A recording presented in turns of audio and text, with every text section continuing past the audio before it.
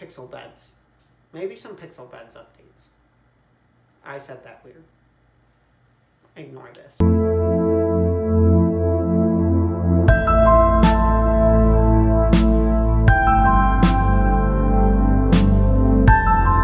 Hey guys, Zachary Livingston here, and today we're going to talk about 2018 and what I mean by 2018, what devices we have in the future, and what we should expect or what you should expect.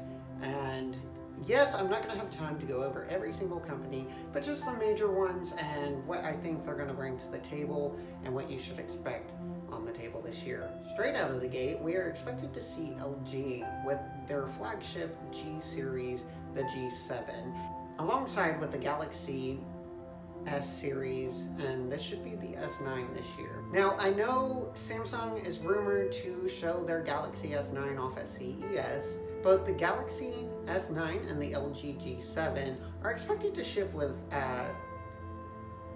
the Snapdragon 825. Hey, get down. Both the LG G7 and the Samsung Galaxy S9 are supposed to be shipping with the Snapdragon 845, which should be beefy enough in theory to run everything that anyone needs for the next year, as the 835 did a really good job with all of the current devices. Bringing in more gigabit LTE support, and both should be running Android Oreo straight out of the box, if not Android P, whatever it's going to be. But I'm pretty sure it's going to be 100% Android Oreo at this time of the year when these devices are launched. OnePlus should announce a new phone at the beginning of the year to summer, and we should be expecting the OnePlus 5, or the OnePlus, we should be expecting the OnePlus 6, with also a Snapdragon 845 and whatever cool features it decides to throw in for that low amount of money. And hopefully we won't see a price change. I know last year we saw it bump up a little with the OnePlus 5. So hopefully they can manage to keep the price the same and still give their customers really great experience like they have been doing. Apple will release the HomePod, as they announced it back in summer of last year, or September of last year, and we still didn't see it, and it got pushed back. So I would assume that we are going to see it at the beginning of the year, and at that event, maybe we will also see the new iPads, the new MacBooks.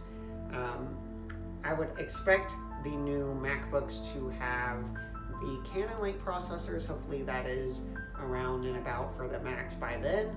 And I would assume that the iPads have the A11X processor and whatever it may bring. We should also expect macOS, iOS, tvOS, and watchOS to all have their updates. One that I'm looking forward to is actually iOS. I'm looking forward to iOS 12, as I have the iPhone 10 and I haven't really shared that with this channel much. I am working on my personal review of it. I haven't had it that long, a couple weeks, and so far I love it, but great hardware where the software is lacking, and so I can't wait to see what they're going to actually do now that they have a chance to work on the software part of it. There's so much they can do, and I really hope Apple nails it this year. We're also rumored to see an iPhone SE. I don't know how sure those rumors are, but hopefully we will see one. It was a great product for Apple, a $400 range, cheaper iPhone with some good specs. Even if they threw the A11 or even the A10 processor in it, I think that would be really, really awesome. After that, we should expect the iPhone to make their appearance, and then we should also expect the Note 9, which I'm really excited to see. I'm liking this battle between Apple and Google and Samsung that is going on right now. And speaking of Google, we shall see the Pixel 3, and I'm kind of excited. I know I heard some rumors that they are working on a full display without the bezels, and it should be really, really good. If they could work out the OLED technology and find a good supplier for that OLED display in the Pixel 2 or in the Pixel 3 XL.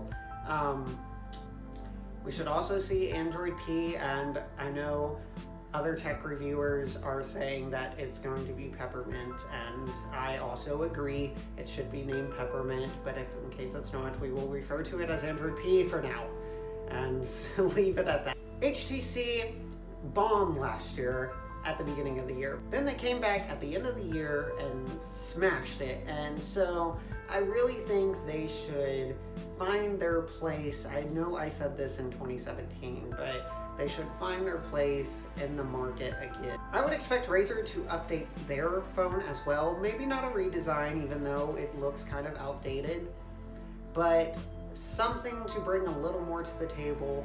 I know they didn't hit it off that well with this one, and I know they wanted to, and I think they have a great concept, but if you're going to make a gaming phone that's not for gaming, you should just make a gaming phone and make it for gaming. Find a way to get exclusive titles, exclusive apps, or some sort of way to bring games to the Razer phone. Razer does a really good job with their computers, and honestly, if I wasn't built up in the Apple ecosystem, that is the first computer I would use, is the Razer Blade Stealth. And I think they can do so much, and I'm really excited to see what they do. I'm not expecting a redesign, but I am expecting some software improvements, camera improvements, and more to do with this 120 hertz display that I know they were the first to bring out in an actual smartphone. And hopefully they won't have much competition from Apple as far as the display goes. The phone is overall good, battery is amazing.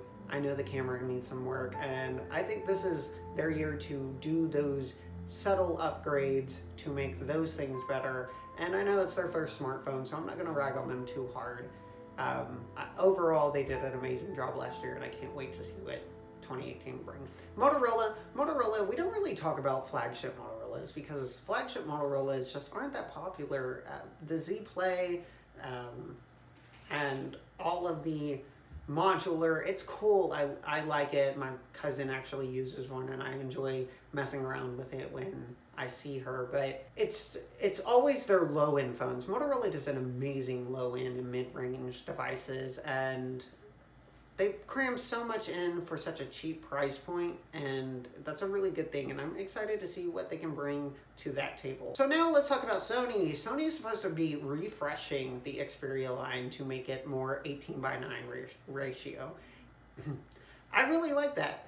Now, if you don't know much about the Sony Xperia, this is a true 4K display phone, and it has an amazing camera with up to 960 burst shot slow-mos. So if you haven't checked it out, you should maybe check it out, and I hope Sony does something that's mind-boggling this next year as well. I know, and I think they will. I think Sony delivers. It's just we don't hear much coverage about Sony Xperias because it seems like they've kind of just dropped out of the map of the United States. So I hope next year, or I hope this year, I can maybe get my hands on whatever device they are bringing out to the table. And I'm really excited to see because they actually do an amazing job on their smartphones. So that's all. I know there's a lot more devices out there, and we have a lot to expect. And I'm probably going to make another video for the second half of the year to kind of refresh this, and who knows what we're really going to see this year. If you have your thoughts and opinions, you should comment them below. And if you like this video, give it a thumbs up. Don't forget to subscribe so that you know when all of my latest videos are posted. And I will see you in a couple days. I am working on some videos. The iPhone 10 video I will be working on, as well as my MacBook Pro video. So thanks for watching, and I will see you guys next time.